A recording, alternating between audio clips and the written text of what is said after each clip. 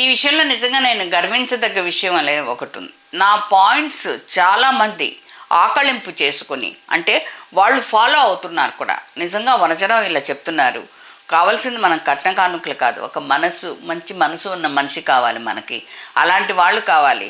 ఏదంటే ఒక పెళ్ళి అనేటప్పటికి ఇరువురి మనసుల స్పందన, ఆ అబ్బాయి ఈ అమ్మాయిని చూసినప్పటికీ నా లైఫ్ పార్ట్నర్ ఈ అమ్మాయి అయి ఉండాలి అనేసి ఆ అబ్బాయిలో అనిపించాలి, ఆ అమ్మాయి కూడా అలాగే ఆలోచించాలి, నా భాగస్వామి ఇతనే అయి ఉండాలి అనేసి ఆ స్పందనతో స్పందించాలి. అంతేకాని వీళ్ళు ఆశలు పెట్టి, కట్నాలు పెట్టి, కానుకలు పెట్టి ఇవన్నీ చేయడం అనేది సబబు కాదు.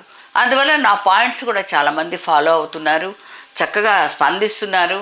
ఏమంటే ఇప్పుడు నేను నా గురించి నేను గొప్పతనం చెప్పుకోవడం కాదు, కానీ కొన్ని చోట్ల పెళ్ళిళ్ళలో అమ్మాయిలకు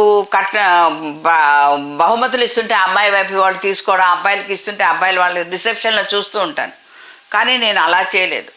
నా ఇంటికి వచ్చిన అమ్మాయే నా లక్ష్మీదేవి, నా ఇంటికి వచ్చిన అమ్మాయి కాబట్టి అన్నీ అమ్మాయికే ఇవ్వండి అనేసి చెప్పేస్తున్నాను.